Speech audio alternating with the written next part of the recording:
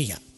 All day long I biddy biddy bum, if I were a wealthy man. 9 y 8 minutos de la noche, tenemos que hablar de economía, muchos temas sobre la mesa. Juan Ramón Rayo, ¿qué tal? Muy buenas noches. ¿Qué tal? Buenas noches. Enseguida vamos con las noticias. Pepe Raga, ¿qué tal? Muy buenas noches. Buenas noches. Y Carmen Tomás, buenas noches. Buenas noches. También te doy licencia para que interrumpas brevemente, si quieres, a Juan Ramón Rayo. Como Pepe es así más educado y tal, que no lo suele hacer, no se atreve, pues entonces... ¿Me acabas de llamar maleducada? No, yo es más comedido, perdón, comedido. A ver Eso es si para decir que manejamos soy el tímido, lenguaje. que soy tímido, le llamo educado. Ha sido un lapsus léxico, más comedido, y no suele interrumpir. Juan Ramón, la bolsa se hunde y la prima de riesgo sube. Sí, efectivamente. Bueno, después de las revueltas y de las manifestaciones, como lo queramos llamar, de ayer, pues la verdad es que la imagen del país al exterior pues no habrá sido la mejor que quepa concebir, y este es uno de los motivos por los cuales la prima de riesgo se ha vuelto a disparar hasta los 460 puntos y el IBEX ha caído hoy prácticamente un 4%.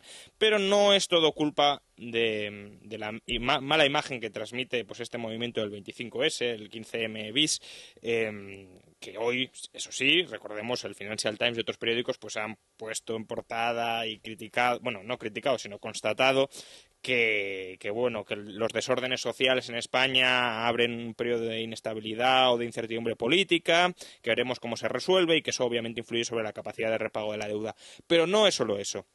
También, en parte, es consecuencia de la actuación del gobierno, que si el 25S añade incertidumbre social y política a medio largo plazo, la del gobierno la añade a corto y a medio plazo, ¿no? En concreto, en dos frentes. Uno, por un lado, tenemos la incertidumbre sobre los presupuestos y, por otro lado, la incertidumbre sobre cómo se va a articular la recapitalización de la banca. Y, en cierta medida, este jueves y este viernes son dos días claves para nuestro futuro.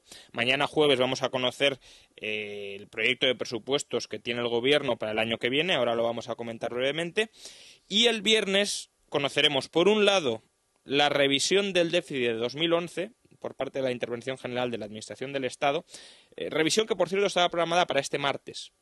Y no sé muy bien por qué se ha retrasado al viernes. A lo mejor para mezclarlo con el barullo de más noticias. Ya lo veremos. Esperemos que no haya más sorpresas, porque el déficit de 2011 ya se ha revisado unas cuantas veces. Es decir, esperemos que ya la última sea la definitiva, que recordemos está en el 9% del PIB. Y luego también el viernes conoceremos los stress test individualizados de la banca de Oliver Wyman. Ya veremos si las necesidades de capital que tiene que aportar el sector público, según Oliver Wyman, se mantienen en 62.000 o si aumentan. Recordemos que 62.000 la cifra de 62.000 ya contenía un colchón por el hecho de que el Santander a lo mejor no necesita mucho y otras entidades necesitan muchísimo. Entonces, claro, si el Santander tiene mucho capital y no necesita prácticamente o no tiene prácticamente pérdidas, no se le puede computar el capital extraordinario del Santander, el colchón extra del Santander, a Bankia o a cualquier otra caja que tendrá una deficiencia. Entonces, ya tenía un margen esta estimación de 62.000 para tener en cuenta que la distribución de las pérdidas y del capital no era igual en todos los bancos. Pero aún así puede haber sorpresas cuando lo conozcamos. Lo veremos este viernes. Pero empecemos por los presupuestos. Mañana conocemos los presupuestos de 2013 y, desde luego, aquí nos la jugamos, porque si los de 2012 no han servido prácticamente para nada, muy probablemente cerremos el año en un déficit entre el 7 o el 9%, es decir, el déficit más o menos que dejó Zapatero en 2011 y por el cual se le acusó de muchas tropelías, con razón, porque la verdad es que la herencia que ha dejado ha sido desastrosa, tan desastrosa que no ha sido mejorada por el Partido Popular.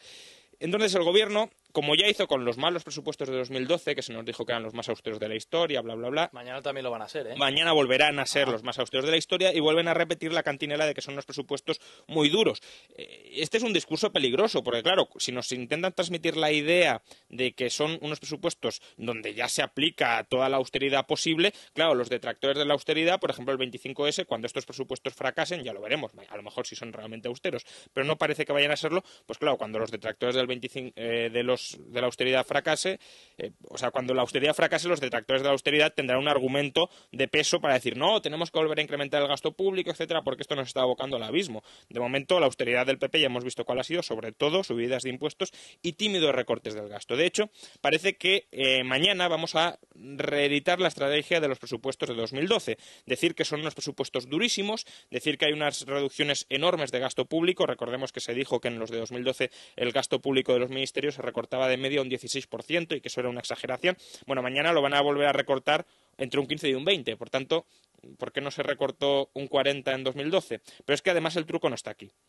El truco está en que el gobierno hay ciertas partidas que las considera intocables. Empleo público, aunque ahora matizaremos esto, pensiones, desempleo, por supuesto el coste de la deuda, eso no se puede tocar, en buena medida transferencias a otras administraciones públicas. Entonces, cuando sumamos todo esto, nos encontramos con que en torno al 70 o el 80% del presupuesto del gobierno central, incluyendo la seguridad social, es intocable. Entonces sí, se nos dice, se recorta un 20%, el otro 20%. Pero claro, si las otras partidas te suben, por ejemplo el coste de la deuda, por ejemplo el desempleo, por ejemplo el año pasado, este año, en los de 2012, el coste del empleo público, por mucho que recortes, aunque sea un 20%, en el trocito que te queda a discreción, no te compensa el aumento de lo otro. Y de hecho, el gasto previsto para 2012 es calcado.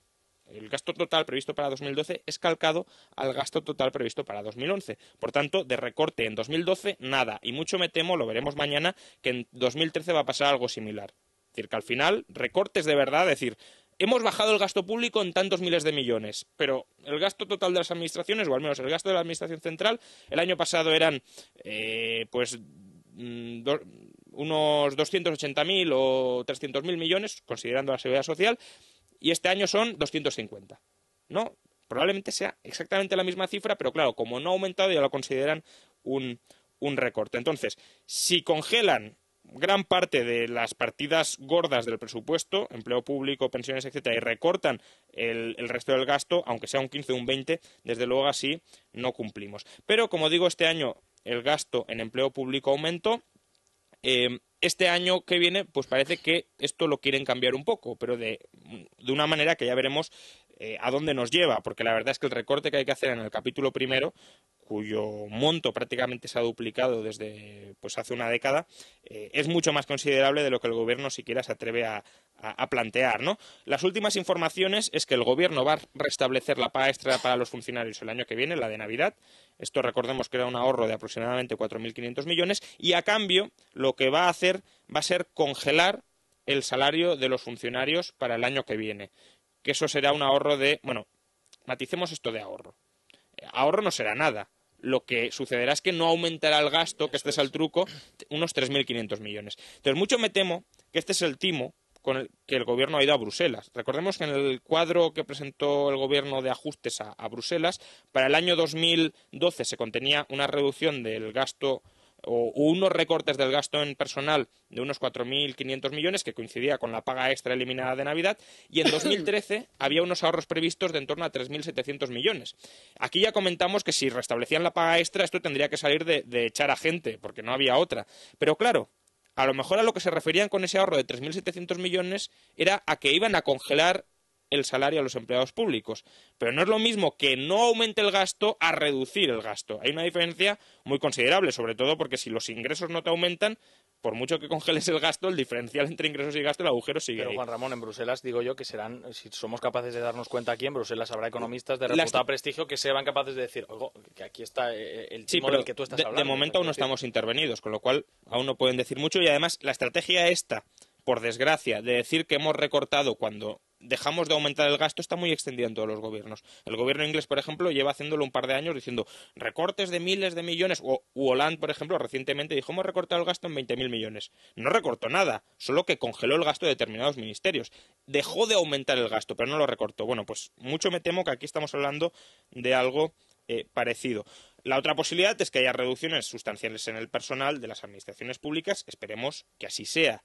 Recordemos que, según distintas estimaciones, el personal debería caer en torno a 800.000 personas a lo largo de los próximos años. Por tanto, esperemos que así sea, porque si no es que no cumplimos, no cuadramos el déficit. Y otra de las partidas que el gobierno considera intocable es la partida de las pensiones. Hoy llevamos un reportaje muy interesante de Manuel Llamas en Libre Mercado, donde básicamente lo que nos viene a decir Manuel Llamas es que ya en agosto ha habido que echar mano del Fondo de Reserva de la Seguridad Social. Recordemos que en julio hubo que echar mano del Fondo de Prevención y Rehabilitación, que era el fondo, bueno, los excesos de las mutuas, etcétera, para pagar la paga extraordinaria. Ahora, en agosto, lo que ha sucedido por primera vez en los últimos años, obviamente, es que la parte contributiva de la seguridad social, no la parte asistencial, sino la parte contributiva, la diferencia entre las pensiones contributivas y las cotizaciones a la seguridad social ha entrado en déficit. Es decir, la seguridad social mantiene un cierto superávit, pero es un superávit por las transferencias que le ha hecho el gobierno central para pagar las pensiones asistenciales, que son distintas, ya insisto, a lo que vendría a ser la parte más supuestamente actuarial o más supuestamente contributiva de la seguridad social. En concreto, la recaudación por cotizaciones hasta agosto fue de 68.000 millones y el pago por pensiones de 71.000. Claro, si ya estamos en déficit y el gobierno sigue insinuando en que en noviembre puede compensar a los pensionistas por la inflación, lo cual sería un gasto adicional de 4.000 millones y que incluso se puede plantear revalorizar o aumentar las pensiones del año que viene según la previsión de la inflación, o al menos en parte, para compensar en parte, nos vamos en que el gasto en pensiones va a seguir aumentando y tenemos ya un déficit estructural ahora.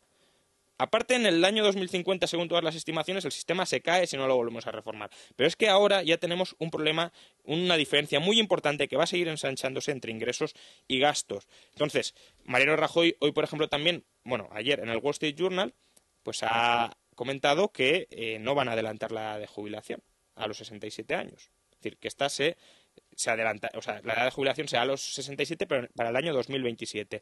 No de manera adelantada, que como mucho van a mirar de corregir la jubilación anticipada para que la edad real se aproxime a la edad oficial de los 65 años. Pero es que esto sigue siendo insuficiente. Es decir, la seguridad social está en déficit y es un déficit que no se corrige con estos parches. Y mucho menos si encima seguimos aumentando las pensiones. Aquí el problema, claro, es que como el Partido Popular hizo tanta demagogia cuando Zapatero las congeló, pues ahora es presa de sus propias palabras, de sus propias promesas en vano. Porque al final da la impresión de que el Partido Popular confía cuadrar los presupuestos del año que viene gracias a que remonte la recaudación tributaria.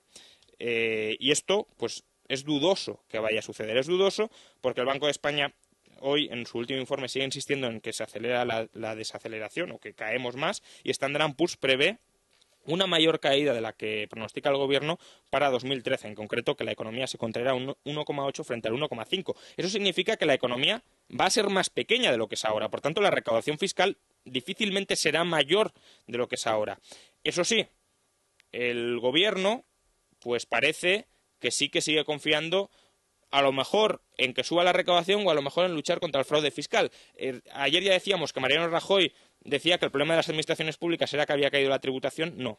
El problema de las administraciones públicas es que gastan mucho, y gastan mucho porque tenían una recaudación extraordinaria en la burbuja inmobiliaria y ahora esa recaudación ha vuelto a niveles reales. Pero Cristóbal Montoro parece que no coincide y que considera que el fraude fiscal pues tiene mucho más peso. Vayamos a escucharle. Vamos a escuchar a Cristóbal Montoro. 70.000 millones de euros no se han evaporado por la crisis económica. 70.000 millones de euros es imposible que hayan desaparecido por razón de la crisis inmobiliaria. Y lo que está advirtiendo, como si fueran unos semáforos rojos, es que en España a esta crisis económica se corresponde un aumento de economía sumergida muy considerable. El gobierno sigue con el chip de que la recaudación tiene que volver a los niveles de la burbuja, y eso de momento no lo vamos a ver. Que diga Cristóbal Montoro que es un problema de economía sumergida, bueno, esto no sé de dónde lo saca. Es decir, las estimaciones más fiables de economía sumergida, que las realiza un alemán que se llama Friedrich Schneider, de lo que hablan es que la economía sumergida en 2011 en España fue de en torno al 19% del PIB, 19,5 aproximadamente. En Suecia, la economía sumergida es del 15%. Por tanto, si consiguiéramos rebajar la economía sumergida a un nivel como una economía tan rigurosa y tan seria como la sueca, veríamos que emergen 5 puntos de PIB de economía sumergida. Si esto lo grabamos a una tributación media que ya es alta del 30%, tendríamos una recaudación adicional de 15.000 millones. El déficit, repito, son 100.000 millones. Por tanto, que Montoro no confíe en que estos 70.000 van a volver a aparecer y le van a salvar las cuentas. No, tiene que reducir el gasto para cuadrar las cuentas con la recaudación actual. Y desde luego la economía no va a repuntar si hacemos malas reformas energéticas o eléctricas como la que hizo el gobierno. Ayer decíamos que según el gobierno la luz iba a caer, ya advertimos de que esto no iba a ser así porque se iban a tener que apuntar la subida del IVA y la refacturación que declaró el Tribunal Supremo. Hoy, una asociación de consumidores ha calculado que la subida de la luz media será de 7 euros por familia. Por tanto, de rebaja de la luz, nada. Como consecuencia de la mala reforma energética que planteó el Gobierno para proteger al lobby renovable, vamos a seguir pagando la luz cada vez más cara. Y eso no contribuye a crecer precisamente. Bueno, Carmen, Pepe... Hombre, este mes también sube ya el IVA. Sí, por eso, claro, sí, todo. Y más impuestos. Más las sentencias del Supremo, eso que eran digo, como eso 3, ¿no? Vale. Eso digo. Yo, a ver, quiero decir una cosa, porque claro, es que... madre mía. Primero, los 100.000 millones de déficit no hay que bajarlos en un año. Es decir, es que nos estás poniendo que vamos con el ronzal. Que yo no digo que no haya que hacer más esfuerzos, pero vamos a ver. Yo, de momento, el Banco de España, para un primer informe que hace, sí que tiene, no sé si fe, esperanza, o esto sabe más raga de la fe y la esperanza, pero en que sí que se va a cumplir el déficit de este año. Entonces, bueno, yo no es por quedarme siempre con algo positivo, pero, en fin, si hay por fin hay un nuevo gobernador en el Banco de España que hace un informe en el que dice muchas cosas. Dice que la economía ha ido muy mal en el tercer trimestre, pero muestra cierta esperanza sobre el empleo, que se estanca un poco la caída de la destrucción, y luego que a lo mejor si se cumple el déficit, pues bueno, por ciertas cosas. Hombre, vamos a ver, en 2 meses, por ejemplo, se ha conseguido reducir el gasto farmacéutico en 400 millones. Pues oye, son vías. Luego, ahora, por supuesto que hay que abordar la reforma de la administración, que esto lo estamos diciendo desde el día 1. Entonces, ¿cuánto puede salir de ahí? Pues mucho dinero, porque al final ahí hay empleo público de amiguetes en todas las empresas públicas que no dan nada que no te pueda ofrecer mucho más barato una empresa privada. O sea, son chiringuitos que se han ido montando pues para llenar el tinglao. Hombre, es verdad que lo de los diputados autonómicos pues no es una cosa de hoy para mañana, pero bueno, en el plazo de una legislatura pues puede pasar que veamos, pues bueno, tanto en Galicia, por lo menos en los 4 o 5 que lo han anunciado. Pero eso son... Bueno, pero suma. Vale. Sí. Pero vamos a ver, pero sumar, claro, es que ahora, antes decíamos que había que hacer todo eso y que no era el chocolate del loro. Eso hay que hacer, y ahora es el chocolate del loro. Hay que hacerlo por cuestiones estéticas. Yo te propongo una ecuación que se la propongo a los españoles. Que cada uno piense si el aumento de empleo público de hace 10 años a hoy, es decir, en los últimos 10 años, ¿en qué los españoles han considerado que su sistema de bienestar ha mejorado? No, sí, ya sabes. Pues entonces fuera. Que no. O sea, primer planteamiento, reducción de todo el incremento de empleo público que ha habido en los últimos 10 años, que no ha servido más que, como decías, para cuadrar los amiguetes aquí, una institución allá, una empresa pública acullá, y ahí está todo. Y ahí hay un empleo público que está siendo injusto con aquellos que sí que producen, que sí que son eficaces y que se les congela porque hay que mantener a todos. Y que se lo han currado con su Entonces, claro, usted no mantenga a todos. Usted elimine a los marginales, a los ineficaces. Yo propondría otra ecuación, que esa es más difícil de saber, pero también nos la podemos plantear. ¿Cuánto veríamos reducido nuestro bienestar si redujéramos más incluso los niveles de empleo público que teníamos hace una década? Bueno, ¿lo veríamos reducido? Pues probablemente no, porque en la última década ha habido aumentos de la productividad y demás, y entonces probablemente gente que era necesaria en 2001 hoy ya no lo sea, con lo cual... Bueno. Hombre, siempre salvaguardando todo lo que tiene que ver con la seguridad, ¿no? Digo yo, vamos, con la educación de nuestros niños, con la sanidad y Pero, poco por más. ejemplo, la educación. España es, junto con Grecia y Portugal, vaya liga, el país que tiene una ratio de profesor-alumnos más baja. Decir, bueno, ahora ha subido un poco. Pero vamos, estamos muy baja. ¿Por qué? Porque como se dan tantas materias, pues hay profesores de latín que tienen 2 alumnos, profesores de psicología en institutos que tienen 3 alumnos. Entonces, claro, la ratio es bajísima. Entonces, Bueno, eso hay que corregirlo también y eso no va en perjuicio de la calidad. Luego, la productividad en hospitales lleva 15 años estancada. Es decir, hay nuevas técnicas, nueva maquinaria, etcétera, y el número de operaciones que realiza cada médico son las mismas que en el año, no, he dicho 15 años, en el año 95. Es decir, No, vamos a ver si estamos todos de acuerdo en que esa reforma no se ha abordado y que ahí hay muchos intereses. Ahí es donde está el jamón. Y ahí es donde se tiene realmente que enfrentar Rajoy pues con todos, porque ahí hay intereses creados de todo tipo. Ahí están las comunidades autónomas que, claro, si le cierras el chiringuito, pues ¿y qué hago ahora con Pepe García? Pues que se vaya a su casa. Bueno, claro, pues por eso hay que dar un golpe de mano y decir, se ha terminado. Y además, si pides ayuda, ahora te voy a decir yo lo que tienes que cerrar. Vamos a ver. Le hacen la lista de lo que de dónde tiene que recortar para que tú le des los 5.000 millones. Carmen, yo haría que el presidente de la comunidad autónoma fuera el que se enfrentase él ante las veleidades anteriores ante sus electores. Yo no tengo por qué decirle, a ver en qué vas a gastar esto. Yo lo único que le voy a decir es... Si yo te presto a ti 1.000 euros y veo que te los gastas en copas por la tarde, digo, a mí no me los devuelve. Pero si tú ves que él es un manirroto, igual no se lo presta. Es que lo que te digo es que el arma no es decir en qué vas a gastar, o si tienes que quitar la inmersión lingüística, o las embajadas, o la carabina de Ambrosio. No, yo lo único que te digo es dinero máximo que vas a tener. Y ahora distribúyelo como quieras. Si quieres mantener a los primos y a los cuñados, mantén a los primos y a los cuñados. Si tus electores están encantados en que mantengas primos y cuñados, pues te votarán.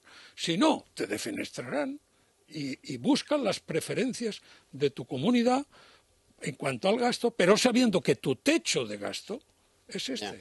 Bueno, ni un céntimo más. Sobre el sistema de pensiones, bueno, pues yo creo que al final, yo no sé si tocará la edad de jubilación, pero desde luego los años para el cálculo de la pensión, los años cotizados, que no sé si es suficiente o no, pero eso es un gran bocado. O sea, si tú ahora al final, en vez de, dices, pues no toco el retraso de la edad de jubilación, pero en vez de 15 o 25 es toda la vida laboral, pues tú ahí ya le has pegado un recorte. Pero vamos, si toda la vida laboral es un rejón monumental. Depende. Si baja de 25 a 15...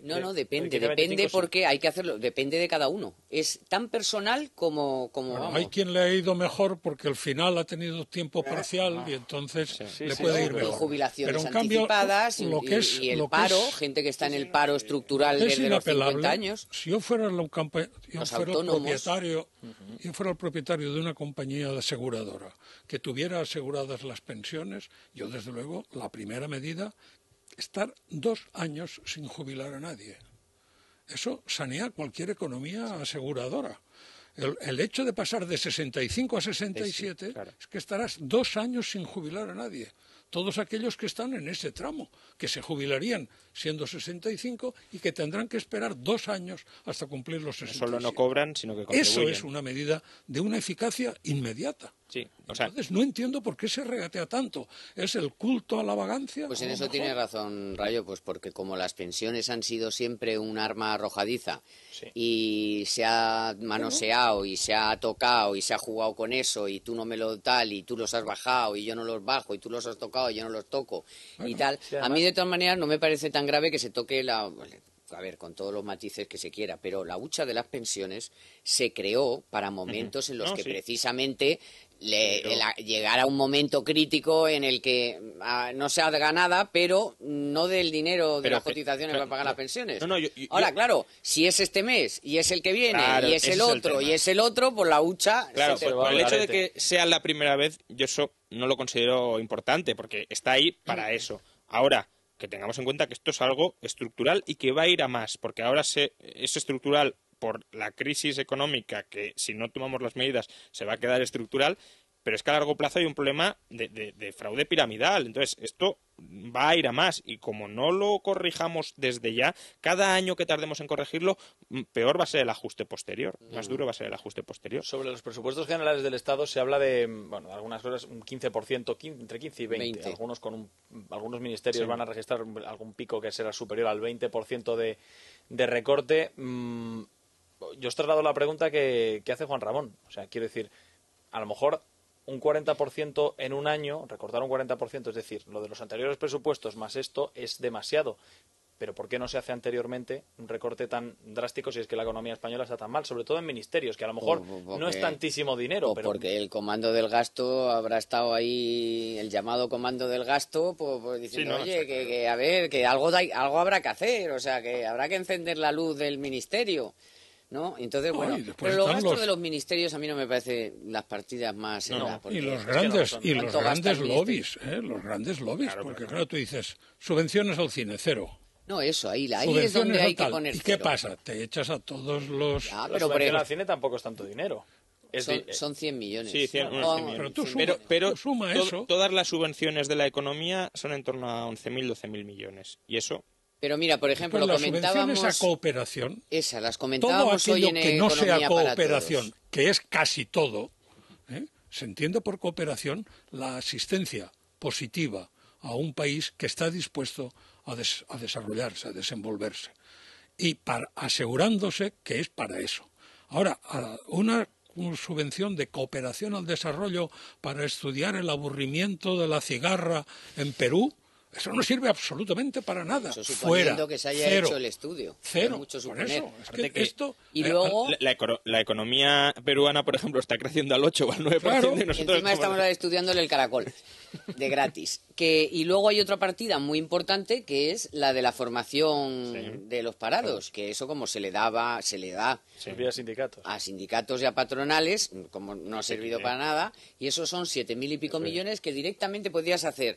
0 patatero, o sea, y ahora se saca a concursos y es que hay que hacer, por supuesto, cursos de formación para que la gente pues no se estanque en el paro y pueda hacer otra cosa. La nueva ley abre la posibilidad a los centros educativos, a los centros de enseñanza. Pero 0. Pero sí. O sea, el sindicato que se dedique a sus cuotas y a su actividad sindical, que ya bastante... Sin subvenciones también. Por supuesto. Sin subvenciones. Y el 20 que se ha recortado a sindicatos y a partidos políticos, 0... Y 0. Date cuenta de lo que hemos recortado en un ratito nosotros. El año que viene 0. Iba a preguntar si hay alguna partida más de estas que decía Esperanza Aguirre. He encontrado unas partiditas para recortar. 40 y tantos mil millones le salían a ella. Entre todas estas, las mamandurrias famosas, que se hicieron famosas. Las mamandurrias es una pasta. Las televisiones públicas. Eso son 2.000 millones, por ejemplo. Es que las televisiones públicas pues eso es un volumen realmente importante, tanto las autonómicas como como televisión española, ¿no? 2.000 millones es más de lo que se va a recaudar, por ejemplo, con la subida de las plusvalías que proyecta Montoro. Entonces, ¿por qué se prefiere castigar a los ahorradores en lugar de cerrar organismos de propaganda política como son las televisiones públicas? Aquí lo que ocurre, Juan Ramón, aquí lo que ocurre es que hemos descubierto... no es lo mismo tener 8 que una. Sí. Hasta ahora teníamos dos grandes teorías de crecimiento del gasto, ¿no? La vieja ley de Wagner, que era pues cuando aumentaba el territorio, cuando aumentaba la población, y después la justificación del gasto de Peacock y de Weizmann, que era que cuando hay una necesidad que nadie discute, que se produce de forma, pues una catástrofe, por ejemplo, una inundación, en aquel momento se podía pensar incluso en epidemias, una situación extraordinaria que nadie discute que debe ser atendida. Entonces, lógicamente, el sector público echa dinero delante para resolver esa necesidad. Cuando desaparece esa necesidad, nunca se vuelve a la situación anterior, sino que uno se queda ahí. España ha mostrado ahora que hay una nueva tesis de crecimiento del gasto público, y es no que haya una necesidad, como decía Peacock y Weizmann, sino que tenemos dinero, vamos a gastarlo. Y entonces contraemos obligaciones que se van a prolongar en el tiempo en el que seguramente ya no tendremos dinero, pero ya veremos qué pasa. De momento, el hecho de tener dinero es causa justificativa. En vez de disminuir los impuestos para que ese excedente de dinero desaparezca, no, aumentamos el gasto, contraemos obligaciones y cuando llega el momento que disminuye el ingreso, ¿y ahora de qué recortamos? Pues de todo lo que ha aumentado. Bueno, a eso se dedicó Zapatero, como había dinero, pues hizo el planero, el bebé, la memoria histórica. Que se dilapidó un superávit. Tú no sabes la cantidad de dinero que se ha dilapidado en la memoria histórica famosa. Entre 2001 y 2007 el gasto de todas las administraciones públicas aumentó en 150.000 millones de euros. Bueno, el déficit es de 100.000. Entre el año 2001 y el 2007, 150.000. Pues bueno, empecemos a ver ¿realmente ha habido una mejora muy sustancial de los servicios públicos desde el año 2001 al 2007? Está igual o peor. Pero hombre, solo Zapatero se gastó 35.000 o 40.000 millones en unos meses. No, pero yo digo gasto consolidado anual. Es decir, la estructura del Estado en el año 2007 era 150.000 millones de euros más cara que en el año 2001. En el 2007, luego ya, el plan en 2009, ya no lo contabilizo ahí, porque eso fue un gasto de una vez, una barbaridad, pero un gasto de una vez que ya no está.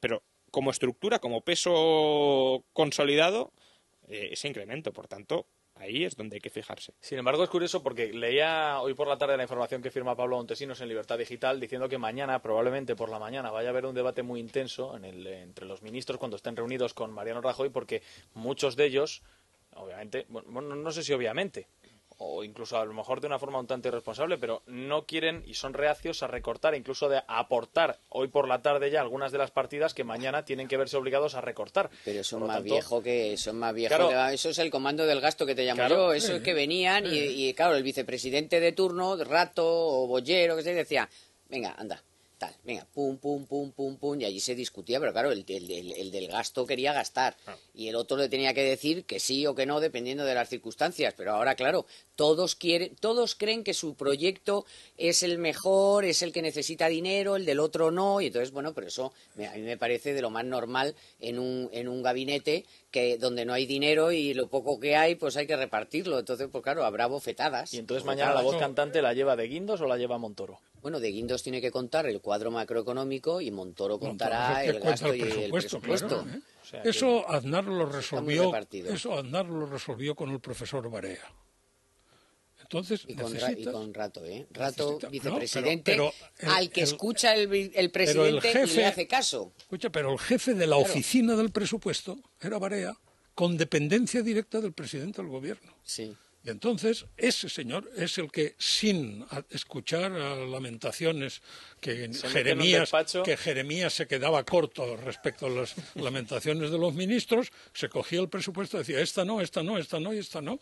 ¿Por qué? Porque su experiencia le permitía saber que eso eran típicas partidas sin eficacia ninguna en el bienestar de la colectividad, ni siquiera en las funciones del Estado. Lo que pasa, profesor, que para contar toda la verdad hay que decir que ¿cuánto tiempo estuvo Barea al frente de la oficina presupuestaria? Exactamente el necesario para hacer el récord. Sí, claro, pero claro, en cuanto hubo un poquito de tal, dijeron, ya vale, la oficina ya venga, a casa, tijeras guardadas. Ahí hace falta ministro o jefe externo de la oficina del presupuesto, alguien que no le importe ser antipático y presentarse que no sea político, como antipático, que no sea de partido, y saber que cuando se va dirán ya se tenía que marchar, ya era hora, ¿no? Pero bueno, ha cumplido con su misión, una misión dura.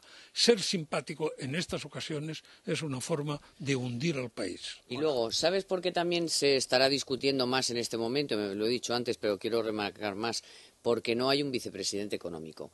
Cuando tú tienes un vicepresidente económico, por supuesto al que haces caso, porque para tener a Solves que hacía lo que le decía, pues no. O sea, un vicepresidente con mando en plaza, al que lo que diga Rato, Bollero, el que fuera en su momento, lo que diga va a misa. O sea, eso no se discute. Entonces es Rato el que discute, es el que puede mandar a paseo a todo el mundo y aquí se hace lo que digo yo y punto. O sea, tener un vicepresidente económico, a mí me parece que fue uno de los primeros errores de Rajoy. Porque al final, ¿qué se tiene que fajar Rajoy o Soraya, que no es precisamente la vicepresidenta de la cosa de la económica? O sea, que sí, que trabajará mucho y que entiende mucho y que estará ahí peleando, pero no, aquí el que pelea es el que entiende de los números y el que tiene autoridad suficiente para no necesitar ni a Rajoy. O sea, en la comisión delegada ya se liquida el asunto, vamos. Uh-huh.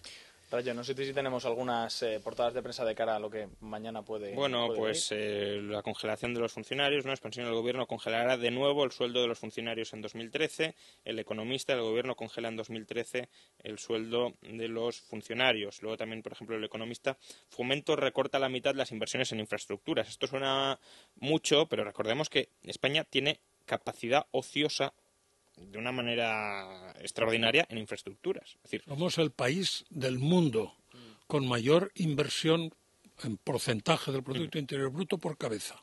Es que Si no somos el primero en nada, ¿por qué tenemos que ser el primero en inversión? Que más kilómetros de AVE, kilómetros en coche, más aeropuertos sin aviones. Después de China, pero por ejemplo... Bueno, pero claro. Sí, no tiene nada que ver. Ayer se anunció que el AVE llegaría a Castellón, lo cual a mí personalmente me viene muy bien, pero al menos uno aumenta el y a Luis Herrero también. Pero desde luego es una barbaridad. Es decir, ya hay cercanías y trenes de media distancia Valencia-Castellón. Pues bueno, el AVE hasta Castellón para 2015. Luego también el AVE Badajoz se mantiene. Canceló Lisboa, el AVE Madrid-Lisboa, pero no, hasta Badajoz lo vamos a hacer. Entonces, ¿para qué necesitamos construir todo esto? Mucha austeridad, pero luego cuando descendemos a la realidad, de austeridad absolutamente ninguna. Luego, bueno, expansión, Soria avanza nuevas reformas para tapar el agujero eléctrico. No detallar la información, ya veremos cuáles, pero ya lo dijimos aquí.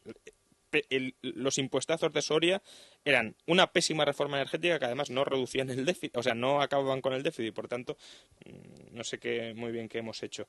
Luego 5 días, por ejemplo, duro castigo en bolsa y bueno, por las dudas sobre el rescate. Dudas sobre el rescate, hoy Alemania, Finlandia y Holanda han dicho que la recapitalización directa habrá que verla en su momento, que de momento no está claro, lo cual vuelve a añadir el riesgo de que el gobierno español, es decir, todos los contribuyentes, asumamos las pérdidas de la banca hasta 100.000 millones de euros de rescate. Bueno, pues mañana el gobierno aprueba los presupuestos. La foto del pendrive es el sábado, porque es el sábado cuando oficialmente se van al Congreso de los Diputados. Ya no es el librito, ahora ya es se llevan un pendrive. Antes se llevaba un camión, una furgoneta. Sí, ya no cuando yo empezaba íbamos con la furgoneta y salían tomos y tomos. Tenía su sexapil, Claro tenía sí. su sexapil. No deja de ser triste que las cuentas de una nación quepan en un pendrive. No.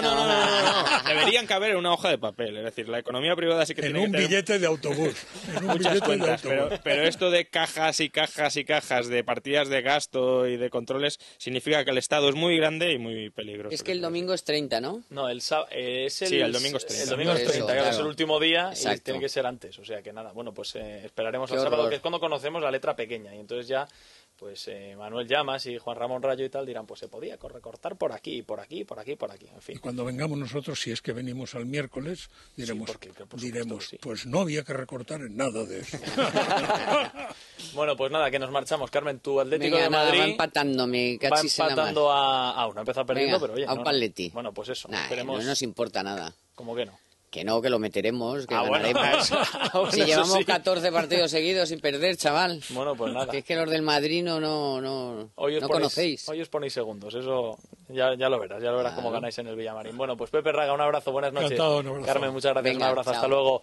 Juan Ramón, mañana más economía, a ver por dónde nos vienen los vientos del gobierno. En fin, a ver por dónde nos disgustan. Uno nunca sabe, sí, la bolsa recupera y la prima baja. En fin, que nos marchamos, tenemos una pausa por delante y hablamos de cultura hasta ahora. Es la noche de César, con Juan Pablo Polvorinos.